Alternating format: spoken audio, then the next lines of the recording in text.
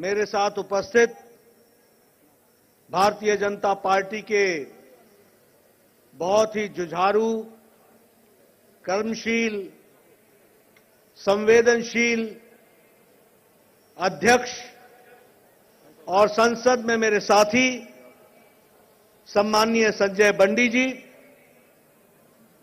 हमारे भारत सरकार में मंत्री और हमारे वरिष्ठ सहयोगी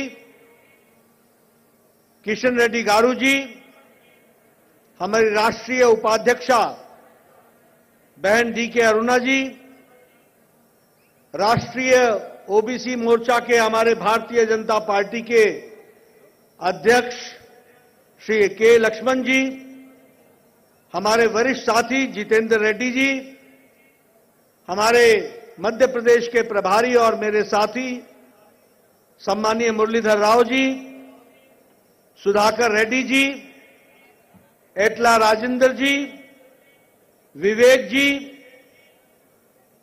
गरिकापति मोहन राव जी, इंद्रसेन रेड्डी जी, राजा सिंह जी, धर्मपाल अरविंद धर्मपुरी जी, हमारे स्वयं बाबू राव जी, रघुनंदन राव जी, हमारे वीरा ब्रह्मा जी, जी मनोहर रेड्डी जी, डी शांति कुमार जी, सम्मानित मंच और इतनी बड़ी संख्या में यहां पर उपस्थित देवियों और सज्जनों, मेरे युवा साथी और मीडिया के मेरे साथी, प्रिंट मीडिया और इलेक्ट्रॉनिक मीडिया के मेरे साथी, आज जब मैं इस सभा में यहां आया हूं और जो जोश मैं देख रहा हूं, जो उत्साह मैं देख रहा हूं और जिस तरीके से आप इस कार्यक्रम की शोभा बढ़ा रहे हैं, मुझे ये अंदाजा हो गया है कि आने वाले समय में आप भारतीय जनता पार्टी को यशस्वी बनाने वाले हैं, उसको आगे बढ़ाने वाले हैं। मैं आज दिन में चर्चा कर रहा था एटला जी से और मैं कह रहा था वेंकटेश जी को, और मैंने संजय बंडी जी को भी कहा कि दुबाका में धमाका क्या हुआ और हुजूराबाद में हुजूर गिर गए कि ये सारी घटना ने केसीआर साहब को विचलित कर दिया है। He has gone disturbed. उनको बहुत तकलीफ हो गई है।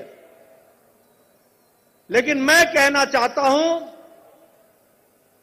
कि हुजूराबाद में हुजूर का नीचे गिरना और दुबाका में धमाका होना, यह अगले धमाके की निशानी है। इसको भी हमको याद रखना चाहिए। मित्रों, जनता अब चल पड़ी है आपके साथ। जनता ने तय कर लिया है कि वह यहां परिवर्तन चाहती है। वो यहां पर भारतीय जनता पार्टी के नेतृत्व में सरकार देखना चाहती है और वो मोदी जी का आशीर्वाद और नीचे भारतीय जनता पार्टी की सरकार, डबल इंजन की सरकार तेलंगाना को आगे ले जाने वाली है। और इसीलिए ये जो हमारी यात्रा है, जनता की जो यात्रा है, जिसको संजय बंडी जी लीड कर रहे हैं, मैं ये मानता हूं कि यह इसको तेलंगाना का जनता का भरपूर आशीर्वाद है, भरपूर आशीर्वाद है। और इसीलिए इतनी रात गए आप सब लोग इतनी बड़ी संख्या में इस यात्रा को आशीर्वाद देने के लिए आए हैं। यह अपने आप में बताता है कि यहां की जनता मोदी जी के नेतृत्व में चल रही केंद्र सरकार और वहां से मिलने वाला आशीर्वाद, वो 100% तेलंगाना की धरती पर लगे, इस आकांक्षा को लेकर के तेलंगाना की जनता चल पड़ी है, इसको भी हमको याद रखना है। मित्रों, जब मैं मोदी जी की बात करता हूं तो मैं कह सकता हूं कि मोदी जी की सरकार एक रिस्पॉन्सिबल सरकार है, जवाबदेह सरकार है, एक रिस्पॉन्सिव सरकार है और जिसे कहते हैं कि प्रोएक्टिव, अपने से एक्शन लेकर के काम करने वाली सरकार है। आप बताइए, कोरोना में सारी दुनिया के देश लड़खड़ा गए थे कि नहीं लड़खड़ा गए थे? अमेरिका, फ्रांस, जर्मनी, इटली, ये सभी देश स्वास्थ्य में हमसे अच्छे थे, लेकिन कोरोना के सामने इन्होंने अपने आप को असहाय पाया और मोदी जी ने अपने नेतृत्व के कारण और भारत की जनता का भरपूर आशीर्वाद मिलने के कारण 130 करोड़ के देश को बचा लिया और उसको एक तरीके से सुरक्षा कवच पहनाया। क्या यह सच्चाई नहीं है कि आप लोग आज बिना मास्क के इतने नजदीक बैठे हैं? ये इस कारण से बैठे हैं कि मोदी जी ने 190 करोड़ डोज 130 करोड़ की जनता को बूस्टर के साथ सुरक्षा कवच दे दिया, मुफ्त में दिया। इस बात को भी हमको याद रखना है। इसीलिए मित्रों, आज हम ये कह सकते हैं कि ये प्रो रिस्पॉन्सिव सरकार, ये प्रो रिएक्टिव सरकार है जो लोगों की चिंता करती है। और जब मोदी जी लॉकडाउन लगा रहे थे, जब मोदी जी लोगों की चिंता कर रहे थे, तो उस समय केसीआर यहां पर सारे प्रोटोकॉल्स की धज्जियां उड़ा रहे थे। मैं सच बोल रहा हूं कि नहीं बोल रहा हूं? मैं सच बोल रहा हूं कि नहीं बोल रहा हूं? विधानसभा में उन्होंने मजाक उड़ाया था कि नहीं उड़ाया था कोरोना प्रोटोकॉल का? और जब प्रजातंत्र की आवाज उठने लगी तो यही कोरोना के प्रोटोकॉल का हवाला देकर के संजय बंडी को अरेस्ट करने का काम, ये गैर प्रजातांत्रिक काम किया तो केसीआर की सरकार ने किया।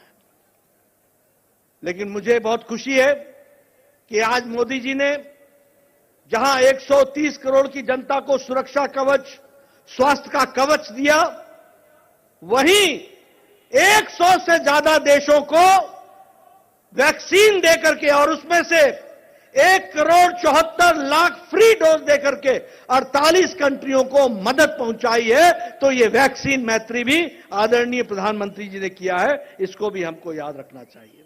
मित्रों, आज भारत बदल रहा है। आप किसी भी दृष्टि से देखिए, हम पहले इंपोर्टर होते थे, आज हम एक्सपोर्टर हो गए हैं, दुनिया के एक बड़े एक्सपोर्टर बन गए हैं। $400 बिलियन का एक्सपोर्ट अकेले भारत ने किया है मोदी जी के नेतृत्व में, यह भी हमको याद रखना चाहिए। लेकिन मित्रों, चाहे साइंस हो, चाहे इकोनॉमिक्स हो, चाहे विकास की बात हो, आप बताइए, प्रधानमंत्री जी ने कोरोना के काल में 80 करोड़ की जनता को 5 किलो गेहूं, 5 किलो चावल, 1 किलो दाल देने का काम किया कि नहीं किया? किया कि नहीं किया? आपको ध्यान में रखना चाहिए कि पिछले 2 साल में मोदी जी ने अति गरीबी की रेखा को 1% से बढ़ने नहीं दिया है और 12% की जनता को गरीबी की रेखा से उठा लिया है, यह भी हमको याद रखना चाहिए। लेकिन जब मैं यहां की बात करता हूं तो मैं ये जरूर कह सकता हूं कि आपको जहां डेवलपमेंट की बात है उसमें प्रधानमंत्री जी ने तेलंगाना की हमेशा चिंता की है। आपको जानकर के खुशी होगी कि कॉटन की एमएसपी जो 5,200 थी उसको 10,000 करने का काम मोदी जी की सरकार ने किया, 10,000 पर क्विंटल कॉटन को करने का काम किया। उसी तरीके से एनसीडीसी के माध्यम से 4,000 करोड़ रुपए तेलंगाना के भेड़ और बकरी के डेवलपमेंट के लिए, मत्स्य उसके भेड़ और बकरी डेवलपमेंट के लिए, उसके लिए भी काम किया, वो भी हम जानते हैं। मित्रों, प्रधानमंत्री जी ने आयुष्मान भारत देने का प्रयास किया और आपको जानकर के खुशी होगी कि देश भर में लगभग 3 करोड़ 11 लाख लोगों ने इसका फायदा उठाया और 23,000 करोड़ रुपए उस पर खर्च हुए हैं। लेकिन मुझे दुख के साथ कहना पड़ता है कि तेलंगाना के 26 लाख परिवार, जिनको प्रधानमंत्री जी 5 लाख रुपए का सालाना हेल्थ कवर देना चाहते थे, उसको देने से वंचित रखा है तो वो केसीआर की सरकार ने रखा है। और मैं ये कह सकता हूं, आने वाले समय में कमल के निशान का बटन दबाना और आयुष्मान भारत तेलंगाना में लाना, इस बात को भी आपको करने की आवश्यकता है। अभी अभी हमारे संजय बंडी जी इरिगेशन की बात कर रहे थे और उन्होंने इरिगेशन के बारे में बहुत सी चर्चाएं की। उसके बारे में यह भी चर्चा की कि किस तरीके से इरिगेशन में भ्रष्टाचार हो रहा है और किस तरीके से भ्रष्टाचारी सरकार इरिगेशन के नाम पर जो तकलीफें पैदा हो रही है साधारण आदमी को, उसके बारे में भी उन्होंने चर्चा की है। लेकिन मैं यहां पर आपको एक बात बताना चाहता हूं कि यह सरकार केसीआर की, this is one of the most corrupt government, यह सबसे भ्रष्टाचारी सरकार है, इसको आपको याद रखना चाहिए। और जब मैं ये कहता हूं तो मैं ये भी कहना चाहता हूं कि कालेश्वरम का प्रोजेक्ट केसीआर के लिए एटीएम हो गया है, केसीआर के लिए ये दूध वाली गाय हो गई है। और यह प्रोजेक्ट जो उस समय 20,000 करोड़ रुपए का था, आज 1,20,000 करोड़ का हो गया है। 88,000 करोड़ रुपए एक्स्ट्रा लगे हैं और उसके बावजूद भी इरिगेशन का पानी 1 इंच भूमि को नहीं मिला है। क्या मैं सच बोल रहा हूं? मैं सच बोल रहा हूं? यह केसीआर का भ्रष्टाचार का जीता जागता प्रमाण है, इसको हमको समझना होगा। उसी तरीके से हम बात करें तो पलमरू का जो रंगारेड्डी का प्रोजेक्ट है, उस लिफ्ट इरिगेशन की बात करो, रजौली बांदा की बात करो, नेटेम पड्डू की बात करो, डिंडी की बात करो, ये सारे के सारे प्रोजेक्ट फेल हो गए हैं। यह भी हमको याद रखना चाहिए। यह मैं इसलिए आपको बता रहा हूं कि गलत आदमी जब यहां होता है तो किस तरीके से तेलंगाना को केंद्र का मिलने वाला आशीर्वाद आप तक नहीं पहुंचता है। और जब सही शासन आ जाता है, डबल इंजन की सरकार हो जाती है, तो तेलंगाना की जनता को भी डबल फायदा मिल जाता है। इसको भी हमको याद रखना है। इसलिए मित्रों, मैं यहां पर आपसे ये निवेदन करने आया हूं कि जिस बात को अभी संजय बंडी जी ने कहा, किशन रेड्डी गारू ने कहा, डीके अरुणा बहन ने कहा, उसके पहले एटला राजेंद्र जी ने कहा, मैं उसी की तायीद करने आया हूं। एक एक प्रोजेक्ट की बात कीजिए। आप बताइए, मिशन काकेटिया में भ्रष्टाचार हुआ है कि नहीं हुआ है? हुआ है कि नहीं हुआ है? आप बताइए, मिशन भागीरथ में भ्रष्टाचार हुआ है कि नहीं हुआ है? अभी तक पानी उसका नहीं आया है। आप बताइए, हरिता हरण में उसमें भी भ्रष्टाचार हुआ है कि नहीं हुआ है? और उसी तरीके से लैंड माफिया का काम केसीआर की सरकार कर रही है कि नहीं कर रही है? और इसके साथ साथ ये तुष्टीकरण की नीति को अपना रही है कि नहीं अपना रही है? इसका नाम तेलंगाना राज्य समिति नहीं है, इसका नाम होना चाहिए तेलंगाना रजाकार समिति। यह तेलंगाना रजाकार समिति है। यह तुष्टीकरण की राजनीति कर रही है, यह डिवाइड एंड रूल करने की बात कर रही है। लेकिन मैं जानता हूं तेलंगाना की जनता बड़ी प्रबुद्ध है, लड़ना जानती है, लड़ करके अपना हिस्सा और हक लेना जानती है। और आने वाले समय में तेलंगाना की जनता अपना हक लेके रहेगी, मोदी जी का आशीर्वाद मिलेगा और नीचे धरती पर कमल खिलेगा। इस बात को हमको याद रखना चाहिए। मित्रों, मैं आपका ज्यादा समय नहीं लूंगा, मैं सिर्फ आपको यही बताना चाहता हूं, अभी हमारे केसीआर साहब का देखो, ये प्रधानमंत्री आवास योजना, उसको बदल करके 2 बेडरूम हाउसिंग योजना बना दिया। अगर हम बात करें समग्र शिक्षा की, तो उसका मन्ना उरू मन्ना डी कर दिया, मन्ना बड्डी कर दिया। प्रधानमंत्री मातृ वंदना का केसीआर किट कर दिया।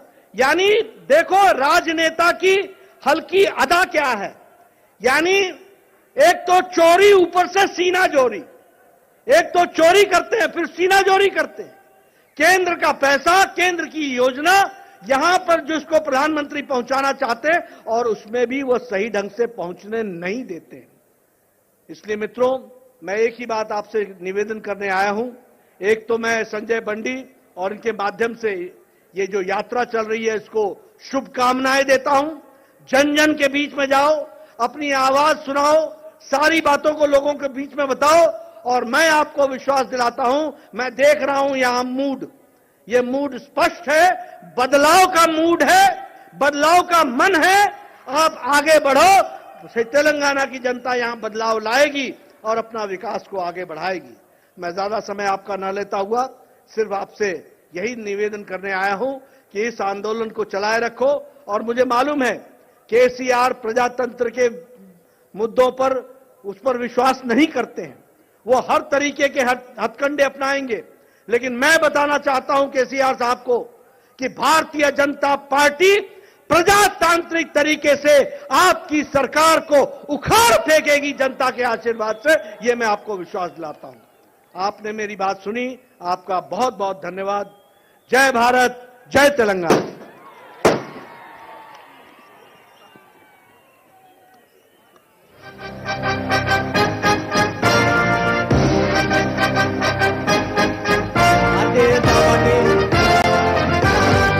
రాష్ట్ర శాఖ అధ్యక్షులు శ్రీ బండే సంజయ్ కుమార్ గారు రెండో విడత చేపట్టిన ప్రజా సంగ్రామ యాత్రకు పాలమూరులో జరిగిన బహిరంగ సభకు ముఖ్య అతిథిగా హాజరైన అఖిల భారత అధ్యక్షులు గౌరవనీయులు పెద్దలు జేపీ నడ్డా గారికి ప్రత్యేక ధన్యవాదాలు. అలాగే రాష్ట్ర రథసారథి బండి సంజయ్ కుమార్ గారికి, కేంద్ర మంత్రులు కిషన్ రెడ్డి గారికి, అఖిల భారత ఉపాధ్యక్షులు కోటెక్కింది పాత బస్తీ